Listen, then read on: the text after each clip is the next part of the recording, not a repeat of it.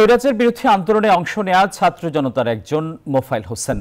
বৈদ্যুতিক পাখা তৈরির কারখানা শ্রমিক মোফাইল পায়ে গুলিবিদ্ধ হন গত ১৯ জুলাই। পায়ের যন্ত্রণা আর বেকারত্বের দুশ্চিন্তা নিয়ে দরিদ্র পরিবারের এই সন্তানের দিন কাটছে বিছানায়। জামান আক্তারের তথ্য ছবিতে ডেস্ক রিপোর্ট। ১৯ জুলাই বৈষম্য বিরোধী ছাত্র আন্দোলনে উত্তাল গোটা দেশ। ঢাকার যাত্রাবাড়ি কর্মস্থলের কাছে একটি মেসে ছাত্রদের সাথে থাকতেন মোফাইল। তাদের সঙ্গেই স্বৈরাচার পতনের আন্দোলনে একাত্ম হন মিছিলে। রাত ১২টার দিকে হঠাৎই একটি গুলি এসে লাগে মোফাইলের ডান পায়ের উড়ুতে। দ্বিখণ্ডিত হয়ে যায় হাড়।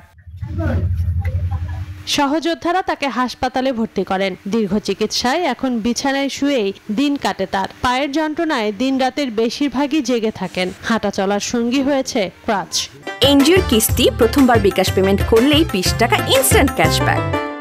গুলি লাগার আগ মুহূর্ত তখন পুলিশের সাথে দাওয়া পাল্টা হয় একভাবে।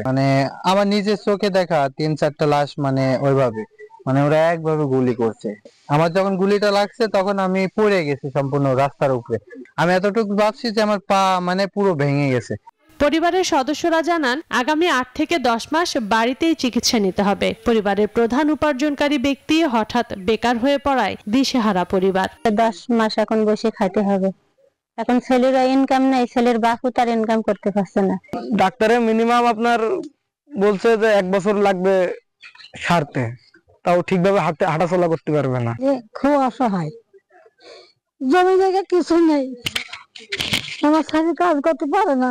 আগামীর কঠিন দিনগুলোতে সমাজের বিত্তবানদের সহযোগিতা চান মোফাইলের বাবা। খুবই সমস্যার মধ্যে আছি, ওষুধগুলো ছেড়ে কিনতে পারছি না। কেউ যদি পাশে দেওয়ার মতো সমস্যা, কেউ যদি দিতে সাহায্য করতো তো আমার পক্ষে একটু ভালো হতো। জাতির সংকটে যে নিজের জীবন বাজি রেখেছিল, জীবন যুদ্ধে তাকে সহযোগিতা করবে সরকার, এমন আশা মোফাইল ও তার পরিবারের। Desk report, news 24।